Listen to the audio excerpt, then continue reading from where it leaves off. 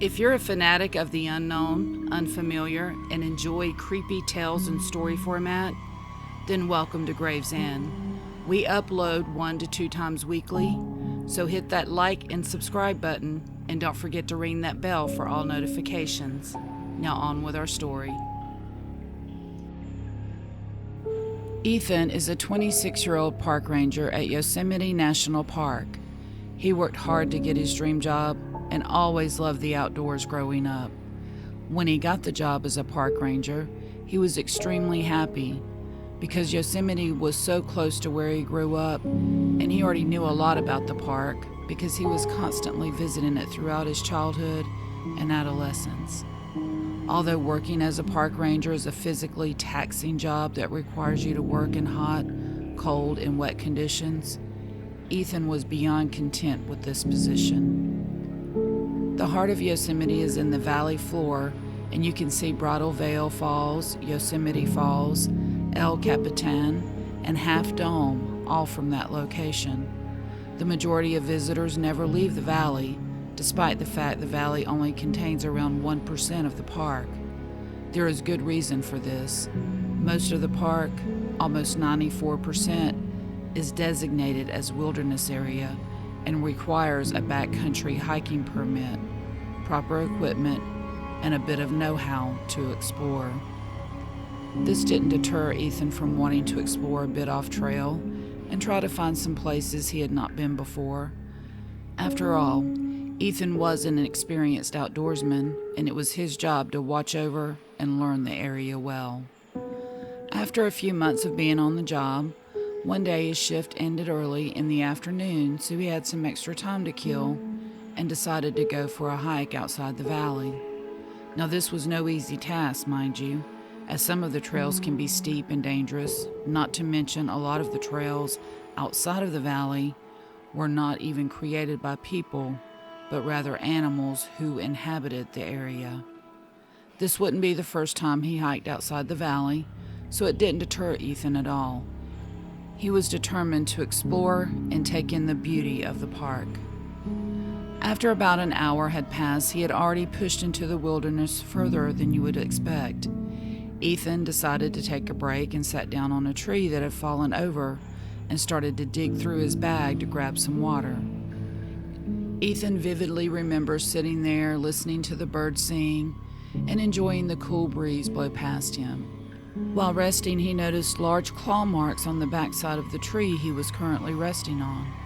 Ethan assumed it must have been a bear and couldn't help but wonder how big it must have been to push a tree as large as that one over.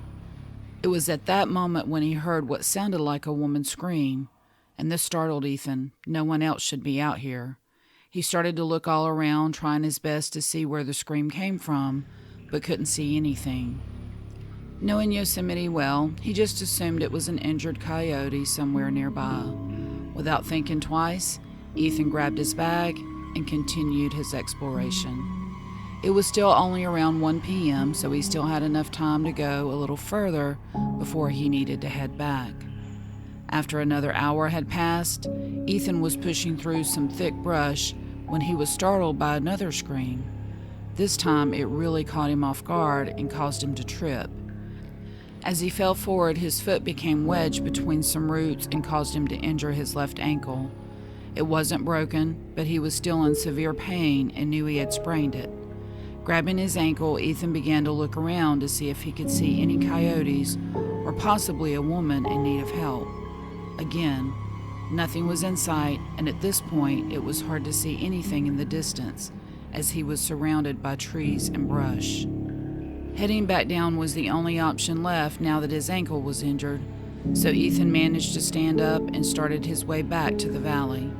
It was around 2:30 p.m., so even with his sprained ankle, he was confident he could make it back down, but to be safe, he decided he should call and let someone know where he was. Unfortunately, when Ethan fell, his weight had landed on the phone in his pocket, so he was unable to make any calls. Now this did have Ethan concerned, but still, he was confident he could make it to the valley and continue back the way he came.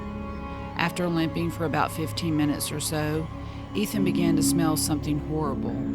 He described it as smelling rotten or decaying animal carcass. Ethan thought this was kind of strange because it hadn't been too long since he had passed through the same area and didn't smell anything.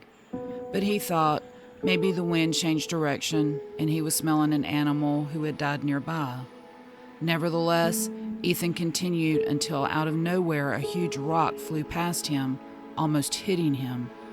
Now this startled Ethan. He looked in the direction of where he thought the rock came from, but he didn't see anything. As Ethan continued running, he noticed movement about 30 yards ahead. Unable to make out what it was, he knew he was looking at something that was very large. He thought maybe someone was just playing games trying to scare him. Ethan yelled out, informing whoever it was that he was a park ranger and they needed to show themselves. He waited, but there was no response. He then yelled, "This is a restricted area and you are not allowed to be here without a permit. This is your last chance. Show yourself and produce your permit." Still, there was no response. Then suddenly he heard what could only be described as a bat banging against a tree. He continued looking at whatever was behind the tree line when he noticed that whatever it was started to get taller. Whoever he was looking at started to stand up, and it was at this point when Ethan knew it couldn't be a person. Whatever it was he was looking at was just too big. Ethan now became concerned that it could be a bear, so he pulled the bear spray from his bag. Ethan knew the only way back to the valley was to continue towards whatever just threw a boulder at him, and that was truly unsettling. It certainly wasn't a good feeling knowing that your only way out of the wilderness was being blocked by some massive animal who can apparently throw massive rocks. As Ethan stood there trying to figure out what was blocking him, the animal let out a loud scream. This was the same scream Ethan had heard earlier, and at that moment he knew that whatever it wasn't a bear. Ethan started to get a sinking feeling in his gut as he watched whatever it was head toward him. Ethan began to yell and scream, hoping it would deter the animal from approaching, but it didn't do any good. The creature continued toward him. Ethan quickly turned and started to limp as quickly as he could away from the animal. As he was rushing in the totally opposite direction from where he needed to be heading, his mind was racing, trying to think of his next move, find an alternate route to get back on the trail heading back toward the valley. He knew he would have to go off trail and try going around the huge animal and hoped he could make it. As he continued running, he could hear branches and loud crashing sounds as if trees were falling over behind him. Ethan was frantic, and his adrenaline must have been through the roof. He no longer felt the pain in his ankle and began to sprint through the brush towards the valley. Even though his ankle was in excruciating pain, he continued forward, not wanting whatever this thing was behind him to catch up. Ethan had now circled around and got back on the path heading to the valley. Whatever was chasing him was fortunately still behind him, but unfortunately it was getting closer than Ethan wanted this thing to be. He turned to see how close it was, then suddenly something right beside him let out a loud scream that caused him to flinch. He lost his footing. He began to roll down the steep hillside and hit his head on a tree, knocking him unconscious. A couple hours had passed before Ethan finally began to regain consciousness. He opened his eyes and noticed it was dark, and there was a smell that was so rancid he could taste the rot-filled air. He knew whatever was following him earlier was nearby. Ethan didn't want to make any sudden moves, hoping that whatever was around him would get bored with his presence and move on. He laid on the forest floor in complete silence, listening intently to his surroundings. This is when he realized there were more than one of these animals nearby. There was movement all around him. He could hear sticks breaking and footsteps from all angles. Not long after, he realized that more than one animal was stalking him. He began to hear grunts and screams coming from multiple directions. It sounded almost like these beasts were communicating with each other. Ethan thought this was the end. He felt that at any moment one of the unknown creatures would approach him. He began to pray and sob internally. Ethan just wanted to say goodbye to his family and tell them how much he loved them all. Ethan's head was pounding and his ankle was throbbing, but he knew the longer he waited to make a move, the less likely it was he would escape. Trying his best to build up his courage, he continued to think about making it home to his family.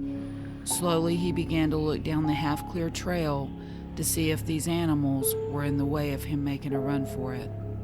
After about 30 minutes of psyching himself up, he decided to go for it. All at once, Ethan lunged up from the forest floor and screamed at the top of his lungs as he started to sprint down the trail. As he took his first step forward, he almost fell from his weakened ankle and looked around. This is when he saw two large humanoid creatures looking at him. He knew that what he was looking at wasn't human, and it wasn't a bear. It looked like a Bigfoot. Ethan started to run and heard what sounded like 6 women screaming at the top of their lungs behind him as he was rushing down the mountain. Terrified, Ethan ignored the pain in his ankle and did his best to navigate his way through the forest in the dark. The entire time he could hear whatever it was behind him screaming and knocking over trees and brush. It sounded as if a semi-truck was bashing through a wooded area.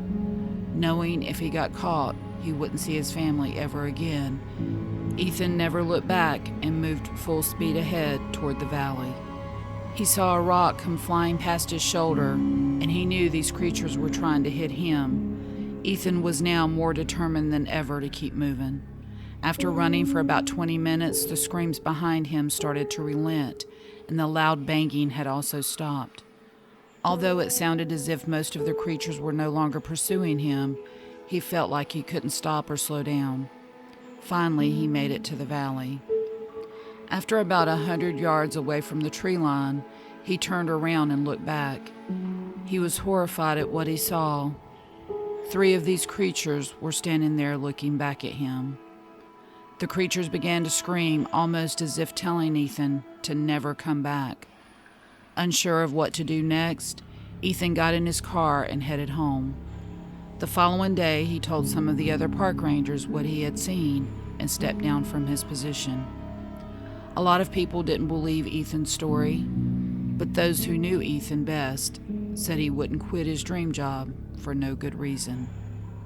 Till this day, Ethan is haunted by the things he heard and saw that evening he went for a hike in the wilderness of Yosemite Park. Ethan hasn't stepped foot back in the forest since.